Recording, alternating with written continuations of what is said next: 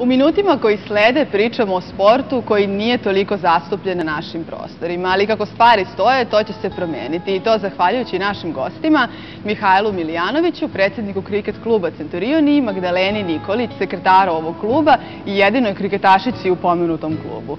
Magdalena, evo ti nam onda prva reci kako si se ti opredelila baš za ovaj sport? Dobar dan.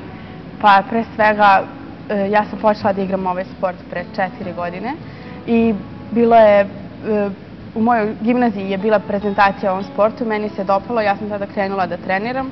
U početku nije bilo toliko ozbiljno, ali s vremena na vreme sam krenula da se bavim ozbiljnije i počela da idem na turneje, na takmičenja i bilo je da li hoću, da li neću i na kraju sam ostala i eto, dogurala sam do... I nisi se pokajala? Ne, uopšte. Mihajlo, evo ti nam reci kako je došlo do osnivanja ovog kriket kluba? Pa da, ideja je bila da koncentrišemo igrače iz Beograda sve u jedan jak klub koji će moći da parira prošlogodišnjem prvaku u Starom gradu, koji je, moramo priznati, najdalje odmakao od svih klubova u organizacionom smislu. I tako smo mi u nedelju 26. januara održali osnivačku skupštinu kriket kluba Centurion. Klub će biti registrovan na opštini Palilula, ali naravno to nema nikakve veze. Kod nas mogu da dođu svi ljudi iz svih delova Beograda i da krenu da se bave kriketom.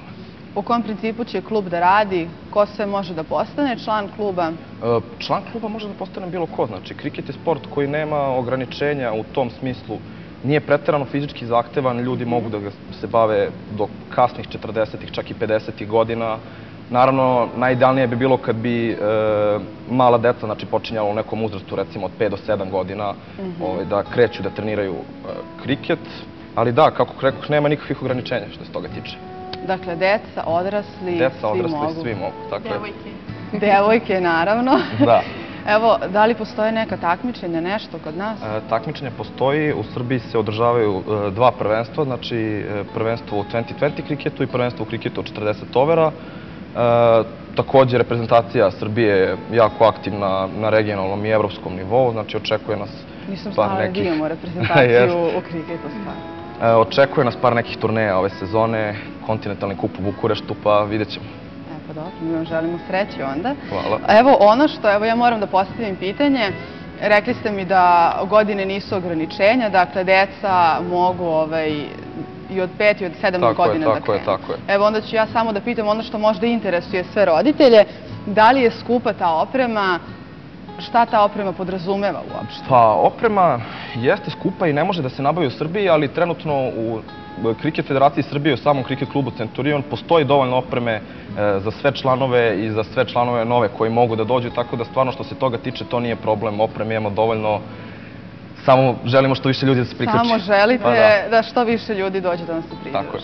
Evo onda mi, Magdalena, možemo za kraj da pozovemo i dame da se pridruže, obzirom da si ti jedini član.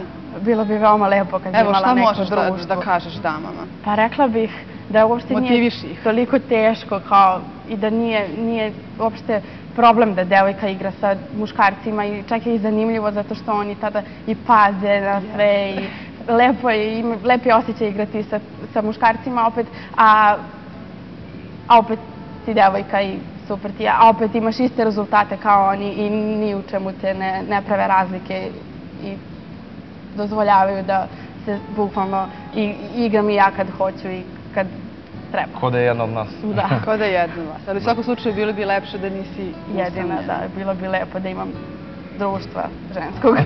Eto, tako da onda ovom prilikom i pozivamo dame da se priključe vašem novom klubu i da što više ljudi.